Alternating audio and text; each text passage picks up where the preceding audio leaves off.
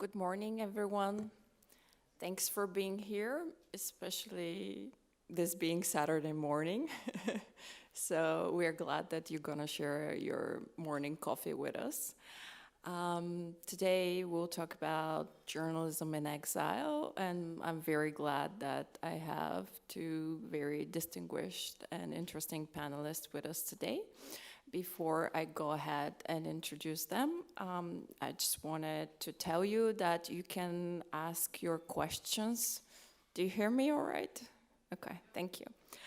You can ask your questions using Slido, so just type slido.com and then use the passcode 558985 that you're seeing in the screen. You can even, ask your questions now. We'll go to them towards the end of the panel. So yes, ask away. And we have three journalists who have extensive experience in reporting and covering their corresponding countries in exile. It's interesting because when I was pitching this panel some time ago, I was inspired more like by conversations with people like Arzu. We met at another forum and she was telling me about her experience. I'm originally from Bulgaria, so Turkey is just next door. And after the 2016 attempted coup, a lot of journalists actually left the country. So we are following the situation, in the region as well.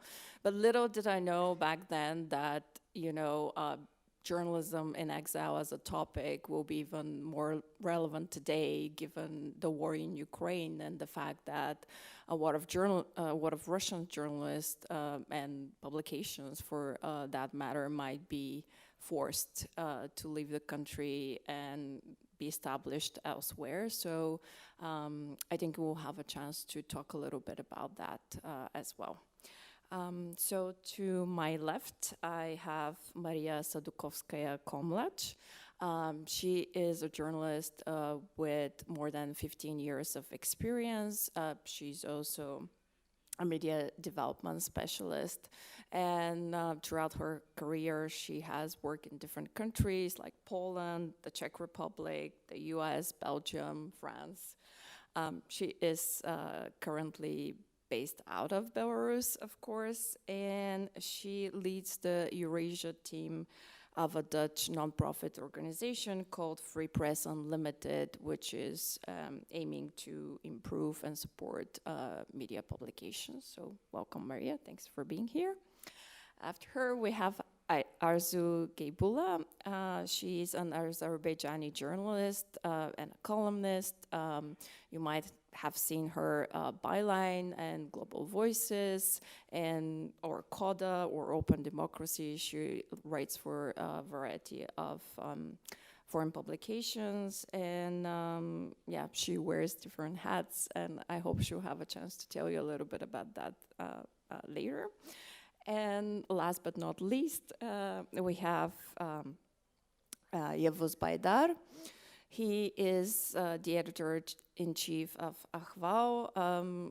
It's not just bilingual, but it's a trilingual publication that covers Turkey from exile. He has been a journalist for 40 years, and some of his op-ed pieces have appeared in a number of publications, including Süddeutsche Zeitung, the New York Times, the Guardians. He has a lot of stories to tell. That's given. Okay, well, without further ado, I just want to start with this question.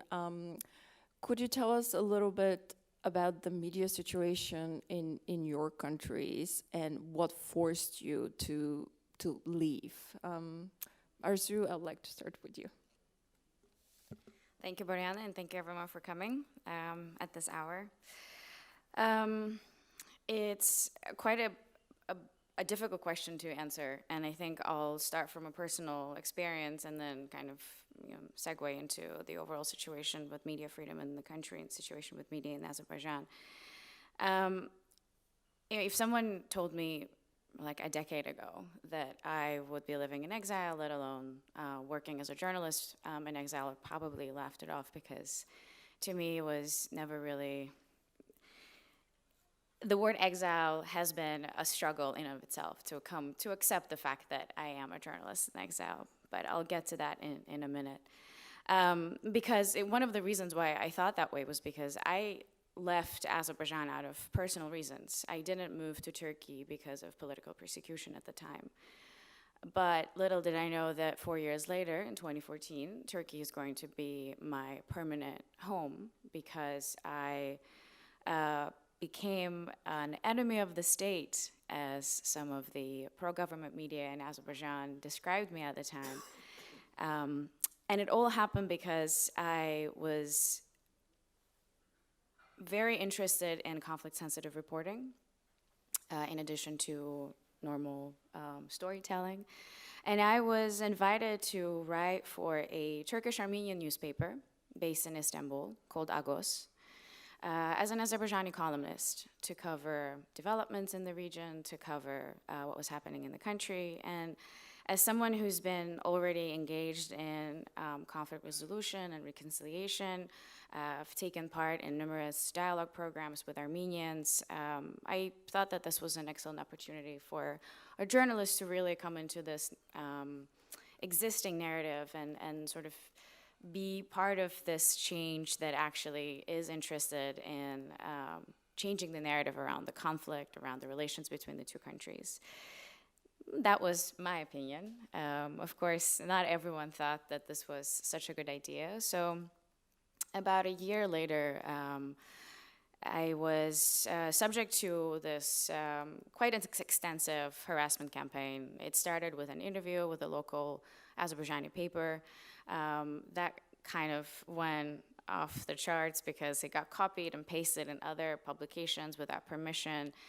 There was no moderation of comments that were being posted, because, hey, how can an Azerbaijani citizen work for an Armenian newspaper? No one really took into account my previous reporting. No one took into account my previous work in conflict resolution, reconciliation. So one thing led to another, and yeah, 2014 kind of marked my resettlement officially in my professional career. And for a really long time, I refused to accept that that was it, that the reporting that I will be doing in exile is exile. For a few years, I refused to say that I am writing in exile. I would say I'm based in Istanbul and I'm covering the region. Once again, because it was just the term itself was so heavy. But I also was covering Azerbaijan and covering the human rights violations. I was covering press freedom violations. And that period, the year when I was forced into exile, it was also the year of unprecedented crackdown that started in Azerbaijan. We saw mass arrests of civil society activists, of human rights defenders, of journalists, bogus charges, obviously, sham trials. Some of the most sort of well-known strata of civil society were imprisoned, and news platforms were shattered. People had to leave the country. And so the community of exiled journalists from Azerbaijan started to grow in 2014. And it was also the year when I was doing a fellowship at Radio Free Europe as a Václav Havel fellow. And the day when the Baku police raided our office service in Baku, we were in our office in Prague watching everything and trying to stay in touch with the journalists who were in the office at that time. So it's been an interesting experience. And the more you live and work in exile, I think the more accustomed to it you become. And the word exile no longer kind of makes you feel a certain way. You know, you come to terms with it. And you see how others adapt because you're not the only one. And over the recent years, as a result of this crackdown, that was kind of coming in the years to following up to 2014, a number of well-known journalists left the country, a number of well-known activists left the country, and the state of media as of today is pretty dire. I mean, you have a handful of independent/opposition news outlets covering Azerbaijan. Majority of them are outside of the country. You still have teams on the ground, and they are doing an incredible amount of work, because it's really hard to be a journalist in Azerbaijan these days.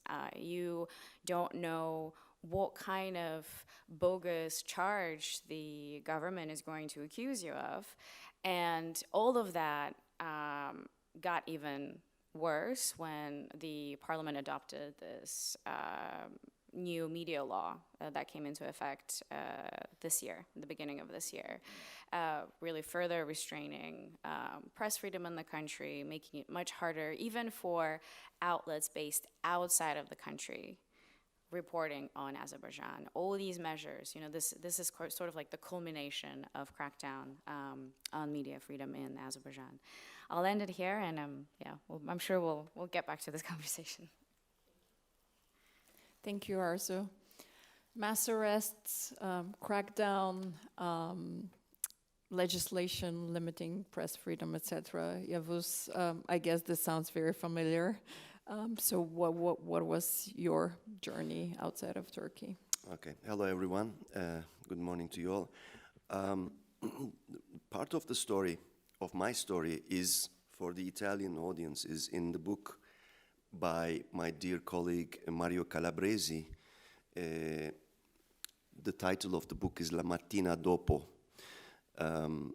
It's my section in that book is about how you need to decide quickly when a drastic incident takes place. And that was the night of 15th of July, when this coup attempt occupied us throughout the entire night. I was in Istanbul, and it was an intense night, to make an understatement. And it was, I was living quite close to the bridge where the soldiers had taken their positions, and then some shooting had started. And I usually, I don't drive cars in Istanbul. I have a scooter, which makes things easier in that mad traffic. So I decided to go to the bridge, having these journalistic instincts. What the hell is going on there? And I have to find out. I couldn't pass the bridge, even by a scooter. It was that kind of chaos. And then entire night, the jets flying above the district, and minarets, calling people to come out in defense of Erdogan, etc. But the lots of telephone calls from the BBC, from Deutsche Welle, etc., from colleagues from Europe, from North America, and then you need to make a decision about what you do, what you have to do. I was quite prepared. I had anticipated this coming. It was like snowballing situation, and something was in the making. You felt it in your cells. So in the morning, I decided it's time for me and people like me to go, because no matter what the outcome of such an incident, if the coup succeeds or not, one of the targets would be definitely journalists and academics, etc. So a quick decision about 30 hours after.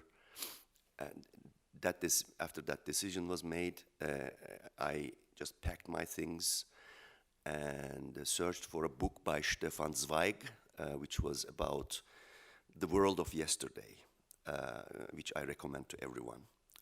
And in this, Stefan Zweig sees the beast coming in Vienna, and nobody pays attention to him, and he's desperate. And he ended up with suicide in Brazil, because he couldn't bear to see it. I think the Europe basically disintegrating into chaos.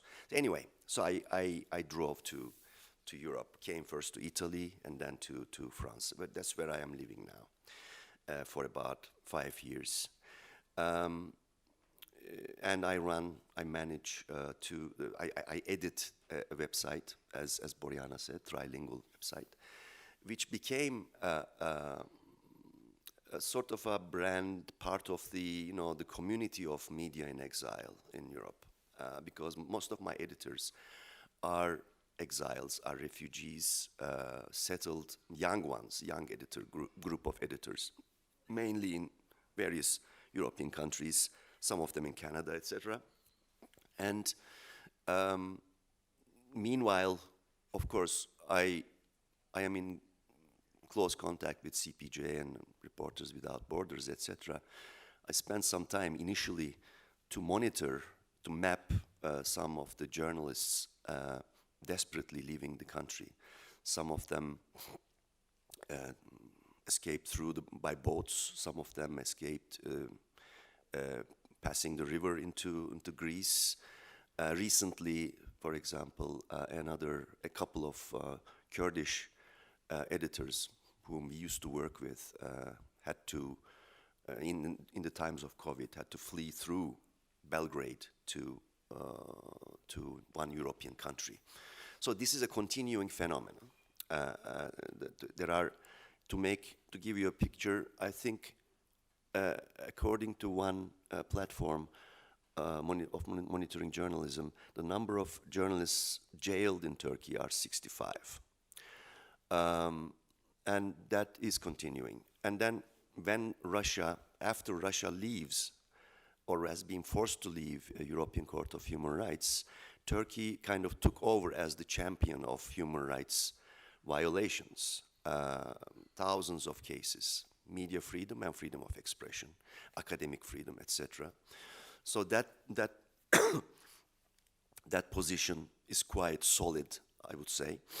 And Freedom House, in 8 consecutive years, rates Turkey as not free. Reporters Without Borders places Turkey in the the bottom down of the countries where media freedom is in deep trouble. And in that kind of environment, where also another punitive measure, apart from the jails, which I see as serious as the one I mentioned, is the unemployment.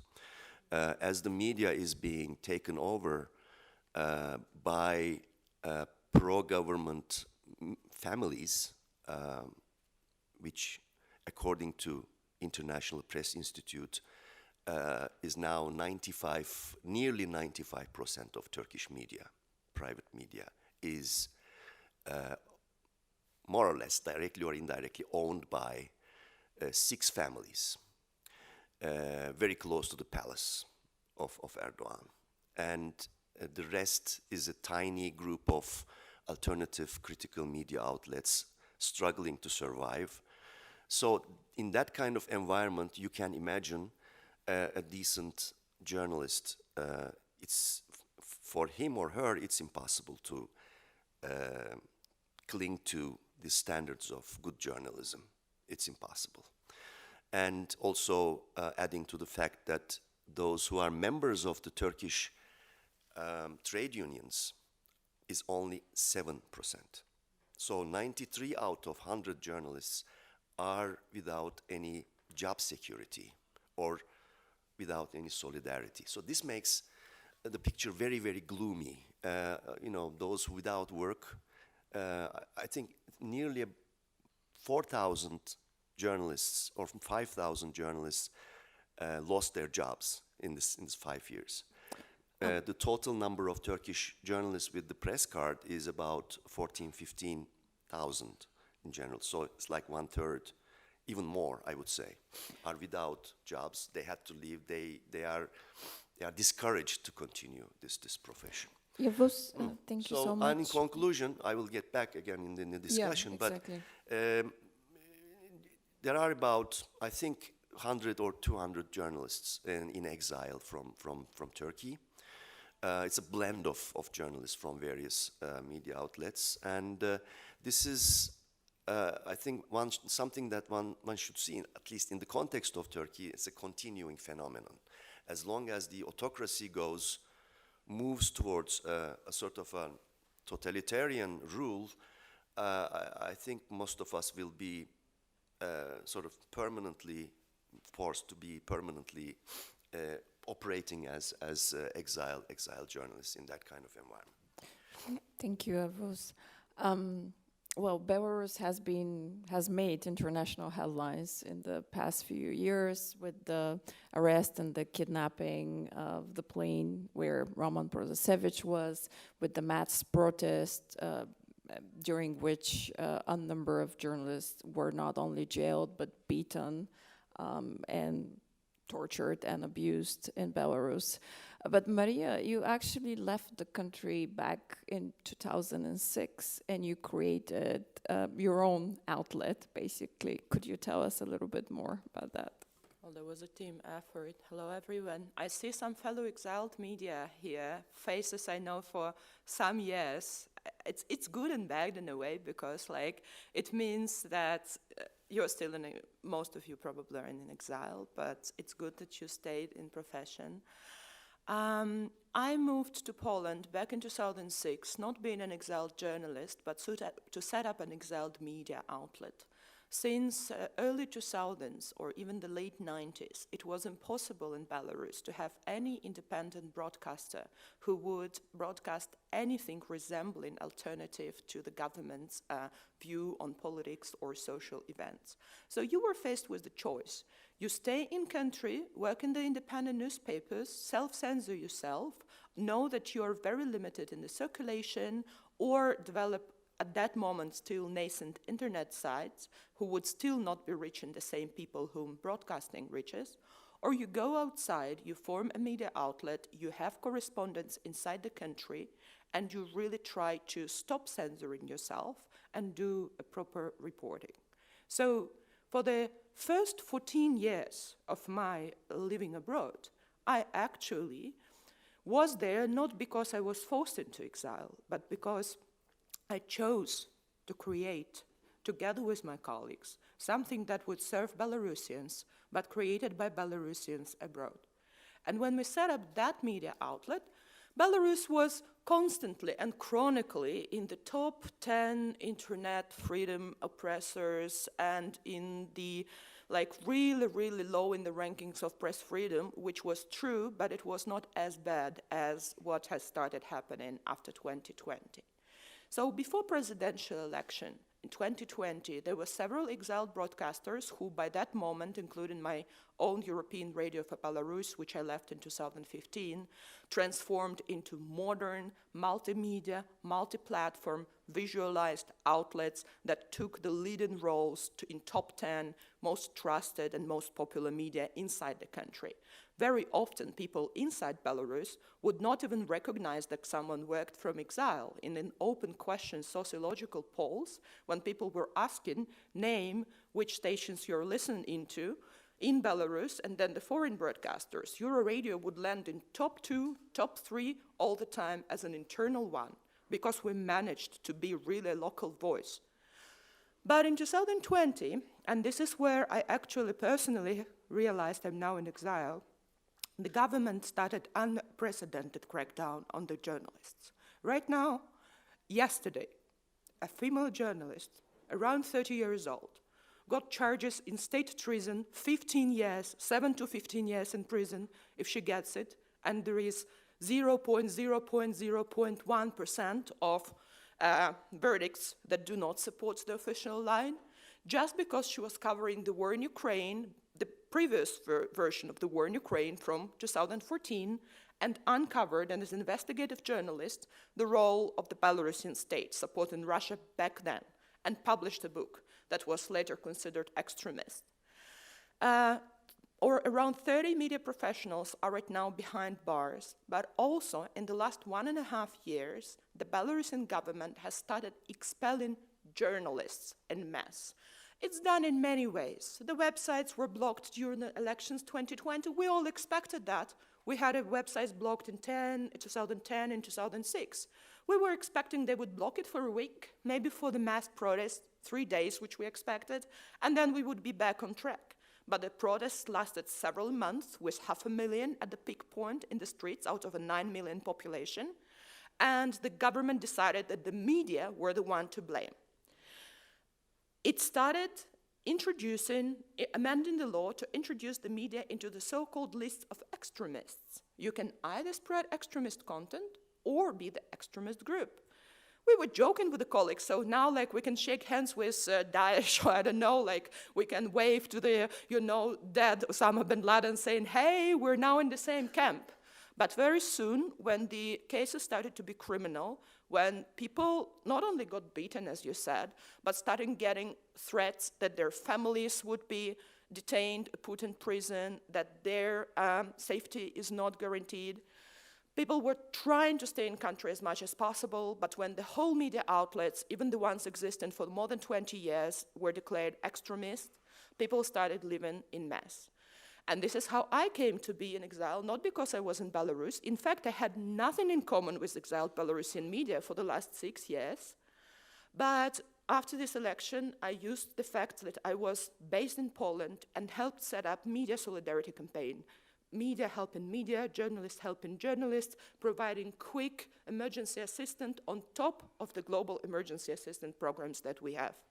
And the government got so unhappy with that, that labeled a couple of initiatives, which I helped set up, extremists. So now, if I go back to my home country, I face up to 7 years in prison. This is my story, and this is, I think, a very good reflection of what has happened to Belarus, because until 2020, it almost never made into the headlines. The suffocation of press freedom was happening silently, with only maybe the most vocal voices trying sometimes to raise attention to that. We all got used to it. We thought the regime was predictable, same as in Russia, and we thought we could predict, including us media professionals, what would happen. And like in Turkey, like in Azerbaijan, like now in Russia, we realized we were wrong. Thank you, Maria. Yeah, these are some worrying insights and figures that you all shared. And I do agree that we don't talk about enough about these problems, and the death, as we discussed in another panel yesterday, of like media freedom and journalism usually happens slowly and over decades until it's too late, and then that's when the world starts paying attention. And actually, all of you mentioned about the struggle to stay in the profession when you are forced to flee your country, home country, one way or another. So could you tell us a little bit more about how do you cover a country from abroad, from exile, for the lack of let's say, a better term? Arzu? You adapt, you change the way you do interviews, you change the way you communicate with your sources, you collaborate with other journalists, you extend, it's the creative path to writing a story when you're in exile and you're not on the spot is incredible, because technology, people are far more understanding of the situation of why you're in exile and why this is happening. So it's been an interesting journey to readapt. If something happens, you can no longer be on the spot, but then you have to find someone who is and see if you can help, or you find a source. And it's just I think the biggest challenge up until now I've had was doing or writing stories that involved places outside of the capital city, because that's where it gets harder to talk to people. They don't have signal. They don't really know what encrypted communication is. Sometimes you have to call a landline or a phone number, a mobile number. Sometimes those kind of things really complicated. But I also see that depending on the story, it's not always easy to find someone who's willing to talk to you, because even though you're promised them to be anonymous in a story, they still are concerned that maybe something would happen to them for speaking to you, or something may happen to their families, which is a concern that goes for any kind of story, not just when you're in exile. So that's kind of one of the challenges. And I think, there's a difference between how you operate as a freelance journalist, and then there's a difference in how you operate if you work for an exiled media outlet. And I have friends who work in exiled media outlets, and I've seen the challenge of staying an independent, objective source of information that people continue to trust, that you continue to deliver, regardless of the threats that your journalists may be facing at home, regardless of the threats that you may be facing from the authorities. And I'm not talking about physical intimidation. I'm talking about website blocking, which you've mentioned. I'm talking about DDoS attacks. I'm talking about surveillance. I'm talking about content removal requests on platforms such as YouTube. I'm talking about hacking of accounts on Facebook. These are the type of challenges that come into play in this age, unfortunately, where, it's kind of a curse as well as it is, a way to access information, share information, but it's also it gives you far more exposure in getting attacked from various angles. And that in itself becomes a challenge, because you have to put your reporting on a side, and then you have to deal with the risks of, okay, so what do I do if the website is blocked? What do I do if the account of a journalist that probably worked for this platform 5 years ago, but then left, but his, credentials were left in the system, got hacked, and all of a sudden, all of your pages are compromised. All of your content is removed. We've seen cases like that when accounts would be hacked, and there you go, years worth of content is deleted from a platform. Years of content that you've poured your heart, your soul into for others to access. So it's this really interesting sort of space where that it's your job still, even if you're in exile, because exile becomes secondary. You're still a journalist, right? You are still a reporter of the stories, and you're still the voice of the people whose stories that you're trying to tell. And it almost becomes this a parallel universe that exists within your own universe of reporting. And you come up with creative ways, and sometimes there are massive challenges, technology aside, DDoS attacks and these kind of threats aside. You also have obviously financial challenges of how do you exist? How do you make this a sustainable model? How do you convince donors that you're going to continue delivering even if your people on the ground are being threatened and whatnot? And then there is another nuance that I think sometimes is overlooked, although I really appreciate journalists talk more about it these days. It's the burnout, it's the impact of the work that you do, and how just because you've left, it doesn't mean that the threats, especially personal threats, end when you're in exile. I've told you the story from 2014, but 2 years ago when Armenia and Azerbaijan were fighting a war, I faced probably one of the worst harassment and blackmail campaigns that I've ever seen. So it doesn't really prevent you from getting these type of threats, even if you're in exile. And I have other friends who've had similar experiences.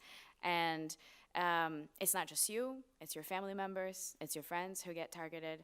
And so there are many challenges. This is tough. It's extremely difficult sometimes to get yourself out of bed and be like, okay, today's a new day. I'm gonna get up and I'm going to report on something or do a story. But I also have to say that the amount of solidarity and creative thinking amid all of these challenges is sometimes really what keeps me going. I hope we'll return to that and really talk about the solidarity among this kind of community. But Maria, you mentioned, Arzu as well, the threats that you continue to face even though you are abroad. So what does it mean to be a journalist in exile? I mean, yeah, threats. I would not, of course, in any way underestimate the threats that exiled journalists get. But of course, we know that, especially when it comes to female prominent journalists, I know people in Moldova and Georgia who are in countries and are objects of these constant threats. So I think the question of online hatred, especially against female journalists, has no borders and can be solved better when we all unite, and there have been very successful campaigns there. However, coming back to how to do journalism from exile, I think it's still important to continue treating your media outlet as if it was a normal, healthy commercial entity, which would be really looking for advertisers' attention and therefore would have to prove a lot of KPIs. And what we started when we started an exiled media outlet, we started from the sociological service and focus groups and repeated them constantly to check how relevant we were, to see if the audiences really get what we want to do, if to define the demographics within our audiences and shift them over time, to make sure that there are indicators that are not only quantitative, but qualitative. What is the impact of your story? What is the change that have you made? Has it been the change that a person who was fighting for a treatment got treatment? Yes, we did such stories, and they brought the change. What is the change that the legislation has been changed to make punishment for selling legal highs or these synthetic drugs actually stricter? Yes, was also while we were an exiled media outlet as Euro Radio, because the regime is not monolith. It has its ups and downs, waves. I think was also important is always investing into security, digital and physical. I know there are some cultural differences sometimes when, for example, husband and wife share a password, as we had with one of the partners. But still, you know, like we did really make sure we kept our sources protected. And I think the final thing, which a little bit leads to the solidarity mentioned that Arzu said, is to collaborate. We collaborated in sharing know-how with exiled media from all over the world, and very often people from Burma understood us much better than people from Uzbekistan, despite coming more or less from the same post-Soviet reality. Because all the media who operate from exile can be broadly put into two categories. Activists who decided to set up a media outlet but didn't have experience or had to learn journalism or decided to stay an activist media, and then professional journalists or activists who turned into professional journalists who want to operate on this first premise. And I think this collaboration and knowledge sharing, also here today, is something that really helps you to do good journalism on top of everything. We do hope that will bring more collaboration in the field. Yavuz, you created an exile publication from scratch. So what was your experience with that and some of the challenges that you faced? In a summary, it's not all is black, you know, when you're in exile. On the bright side of life, I think you find if you are lucky, if you are sort of strategically oriented well enough, and if you buy funds, independent funds, etc., or good media ownership, you can quickly realize that in democratic environments that wherever you are, I think you enjoy freedom, and which you use in a benevolent manner, and editorial independence. In the case of Turkey, editorial independence was always a problem, regardless of the level of dosage of oppression. There was also always something in the way. The newsroom cultures, polarization, media owners, corrupt media owners, or the state. So I would say, and I mean, we discuss it with my editors, which are about 17, 19 of them, and most of them admit that this is the most free period of their lives. They can, really enjoy the editorial freedom. That's the bright side of that. But not everyone is that lucky. We had to really struggle to establish it as a brand. We face several challenges multiply, in such environments. We face several things. One dimension was, of course, technical. When we, soon after our inception, November 2017, some months after, we faced access ban. And the reason was two consecutive stories on the corruption of the son-in-law of Erdogan, who was Minister of Economy, and that was the reason. And then also third access ban came when we interviewed a certain sort of military or paramilitary commander in the Kurdish commander in Syria, who was fighting against the invasive Turkish forces, armed forces. So this was one challenge. So we had to take measures to really make it possible for growing Turkish audience to reach us.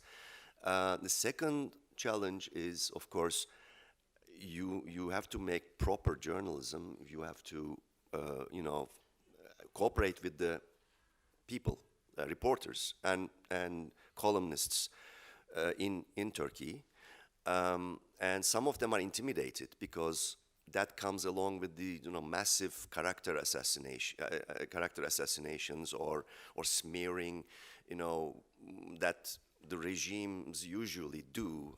You are labeled as a fugitive, you are labeled as a terrorist, etc., etc. So this scares people to cooperate with you, with your team.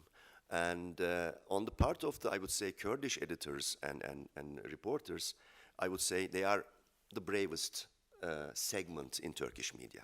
They just go for it because they know they have been through it. The less so among Turkish colleagues. I would make that distinction. But the more time passes, you are forced to use sometimes anonymous nicknames, etc., in order to protect them. That is a challenge for credibility because it's, you have a story from about this and that, but people may need to know who is behind it, etc. That's part of it. And also, how to reach younger audiences. This is a country whose population is large part of the population is below 30 years, and their habits are different. They don't read anymore. This is mine is an internet news site, but I think what I find proper, correct, is that we decided to reach them through podcasts. So in Ahval, we were the pioneering. Nobody had any idea, including the alternative media in Turkey, about the efficiency of podcasts. Until 2018, November, we came with another wave of series of podcasts, which were picked up by our competitors as well, and then videos. So that made things easier. Again, some positive thing is that it is much more difficult for such regimes still to block, especially podcasts. It's we launch podcasts in several platforms, Spotify, Google, Apple, etc. It's nearly impossible. So it's a good way to deal with it, and YouTube videos as well. So I think the challenges multiply, but if you are clever enough, if you are really crystal clear about your strategy, about how to reach, when to reach, who to reach, it becomes the gates get opened before you. It's still a problem, but the more self-censorship and censorship increase in such countries, I think the more people in the hunger of finding out about the real truth in these kind of post-truth times seek and find you. That's I think the good part of the media in exile, at least from our perspective. I'm glad that you also saw some silver linings working in exile and, you know, experimenting and using kind of innovative formats to reach your audiences despite everything. And it was mentioned the struggle. I mean, this is a global issue, of course. A lot of journalism is basically understaffed and underfunded everywhere. But for journalists in exile, this is even a bigger issue because, as you all mentioned, you have to think about these extra layers of like safety of your contributors, of you know, your own safety, the threats, the Boriana, may I add something to this? There's one Sure. important thing. It's about Belarus, Russia, Egypt, Turkey, etc. The main venue for the audiences to reach news is TV channels. That should be noted.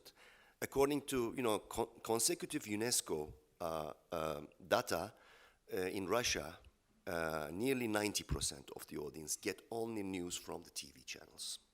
In Turkey, 86%. I don't know about Belarus, but that's why the autocrats, the regimes, target and care only about what the TV channels are doing.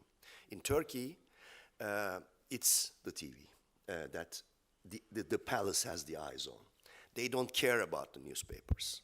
Well, that's maybe, you know, using podcasts, it's a good way to exactly. sneak in. So I think this should be noted. This is the biggest challenge for exile media as well.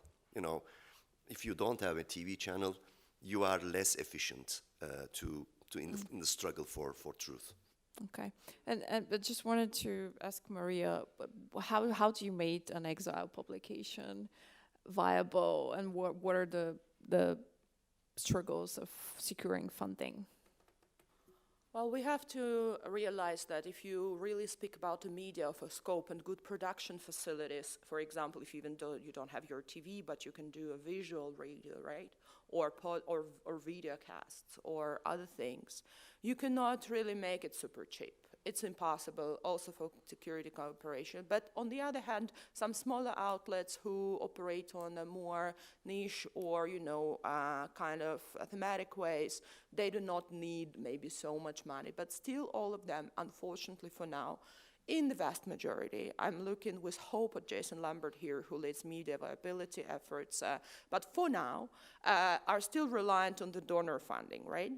And very often they have to quite artificially compete for that because it is believed from time to time that let's not fund those in exile, let's invest in people who took camera for the first time in their hands and call themselves citizen journalism inside country, or let's just put all the money into Telegram bloggers who become persona, especially when it comes to political funding from some foundations and so on and so forth.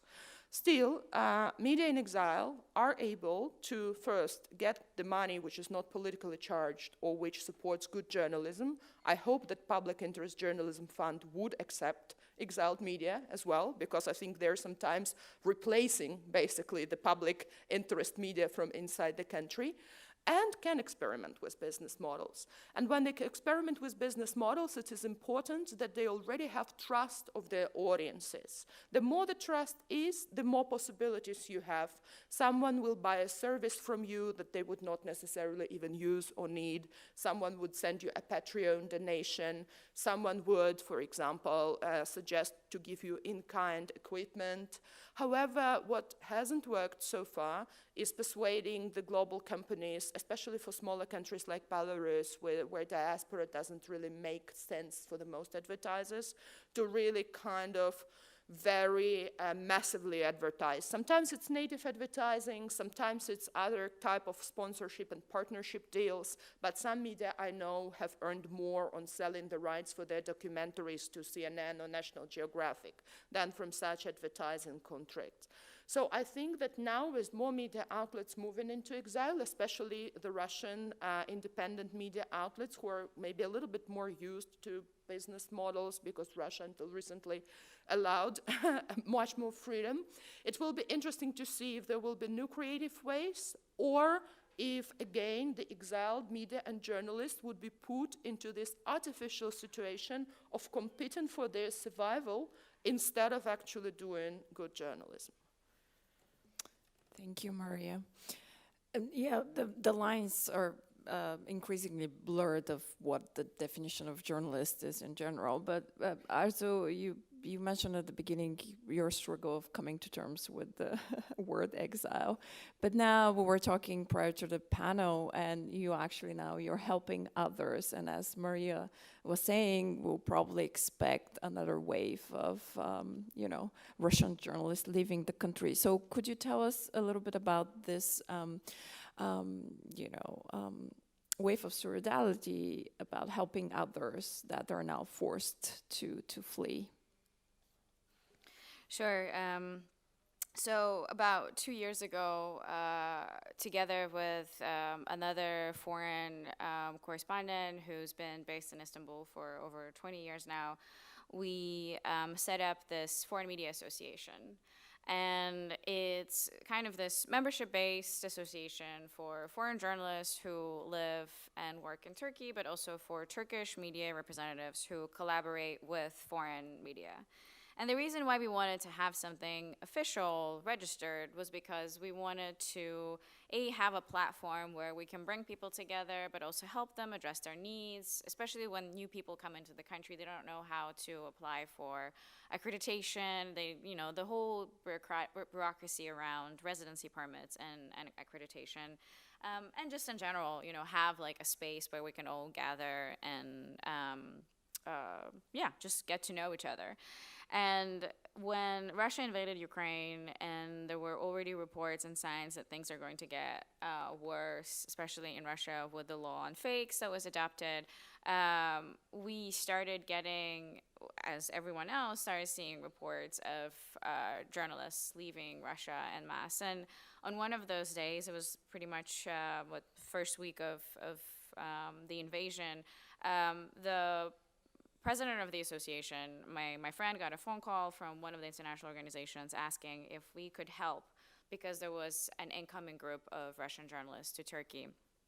And at first we were a little bit taken by surprise because we are a tiny little association based in Istanbul that is, we live off, not even live, like we sustain ourselves through membership fees and, we organize trainings and like workshops for our members. So this was kind of like, okay, so what do we do? And luckily we have a really great board, and one of the board members is a journalist but also a lawyer by training, who has her own organization that helps journalists in distress with legal assistance. And so I wrote to Barış, and then we set up one group, then we found ourselves in multiple other groups on Signal, all of like coordination. This is where we also connected. And our first immediate sort of response was, okay, they're going to need housing because they're coming in, they don't have access to their bank accounts. What can we do? And we don't have the type of financial capacity to pay for their hotels. So we reached out to all of our members, a little over 100 of them, and asked if they would be willing to host incoming journalists. And this is how we started another group on housing.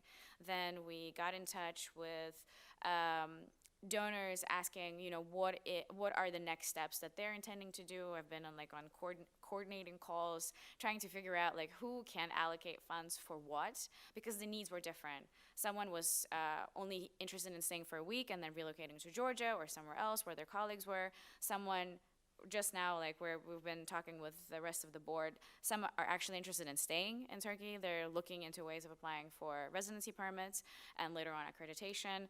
And so the needs were diverse, but I think the immediate response of this, like, okay, so what do we do? Let's ask members. Let's see if they can host them. And it was the feedback that we got was incredible. Everyone opened their homes. Everyone kind of, and this was just on rotation basis because journalists were in and out. Some were actually reporting on the war, so some had their homes available. And what we did afterwards, we got them together at the our friend's office. We invited them. For them, it was also a place where they could speak Russian. I'm a native Russian speaker as well, and so is my friend Barush, who is the journalist lawyer. And they were also surprised because when we created the group and started talking to them in Russian, they were like, whoa, someone speaks Russian here. So the language, the sort of this hospitality that they got. And then we started asking them what they need, how can we help, again, as just an association that has no sort of international connections or anything, only through individual connections that we managed to get them sort of settled in a way, and even help them with visa applications. And I'm happy to report that at least of the group that we had, which is over 24 people, they all been granted their visas. So that's a great sign of, solidarity. It's very inspiring to see such instances of, solidarity among the community, and when you can pass it forward to others based on your experience. Maria, do you want to add something on that? Just to make a note that we have like 5 minutes left, so I'll ask you for more concise I'll just say answer. two keywords. One is Media Lifeline Ukraine, which is what we as Free Press Unlimited in coalition with other organizations have set up to help media working in Ukraine and on Ukraine. So if it's an independent media outlet or journalist who need help because of their independent reporting on Ukraine, we're doing a lot emergency, but also thinking long terms. And second, like another example of solidarity, we helped set up the media hubs, media ports together with Belarusian Press Club in Warsaw and in Białystok in Poland for Belarusian journalists initially. And now they're growing to actually accept and host journalists that need help because they were forced to go into exile, into Poland. So I can only underline that having structures in place, like your association, like these two things, it helps to accept new waves of these people who need jobs and security. Thank you. We do have a couple questions from the audience, but again, I'll ask for brief answers. So one of them is from Jason Lambert, and he's asking, do we have a hub for knowledge on how exiled media and journalists survive financially when they're cut off from the traditional revenues? When they don't have traditional funding. Anyone want to? Maria? Do you survive? Yes. Do you want to share any insights? Especially, the pandemic made conditions overall, across the board, quite difficult.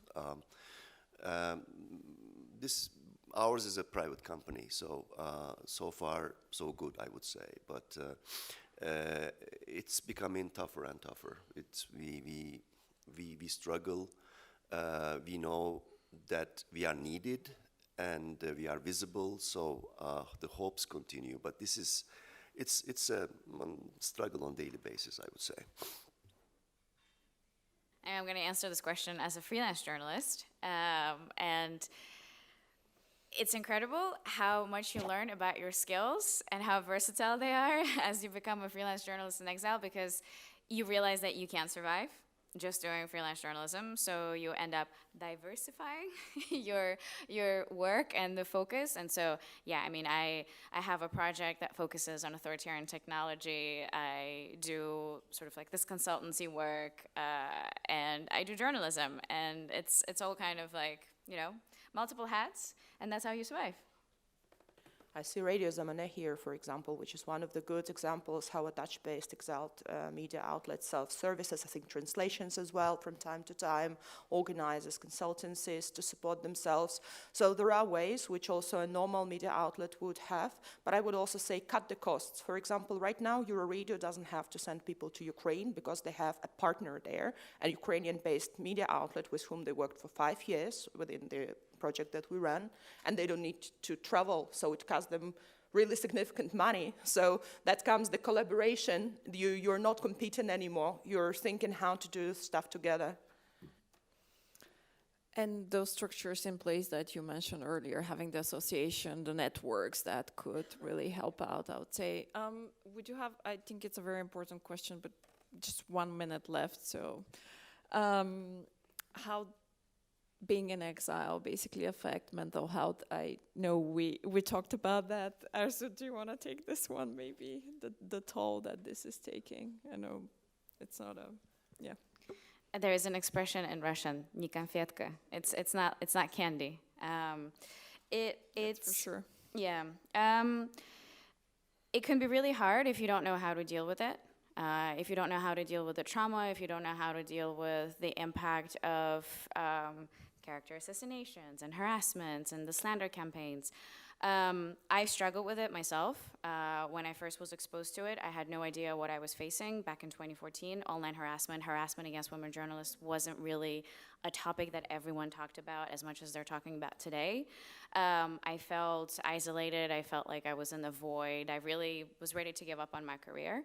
But what really changed my attitude was realizing that I'm not alone. There are other women journalists and other journalists, exile or not, facing similar experiences. B, that there were other organizations, actors who were helping in exposing the extent of trauma, in exposing the extent of harassment, of all kinds of things that you face, as a woman journalist and also as a woman journalist living in exile. And then I started realizing that this should not let me be silenced. It cannot silence my work. I really enjoy what I do. And so one of my coping mechanisms was to start documenting all kinds of threats I was getting, all types of harassment I was getting, and then turn it into a story, which kind of, shifted my whole focus in a way. But it's really challenging. What really does matter is that you know that you have support, and that, you're not alone, and it shouldn't let you get silenced. I think this is, let's say, a good note to end. I do hope there is more support that exile journalists get, and I wish we could continue the conversation, but we run out of time. I do hope, though, that this conversation will continue in other rooms, in other countries, and because, as Arzu says, the most important thing is that those voices are not silent, and you guys continue to do the good journalism that you're doing. Thank you so much. Thank you.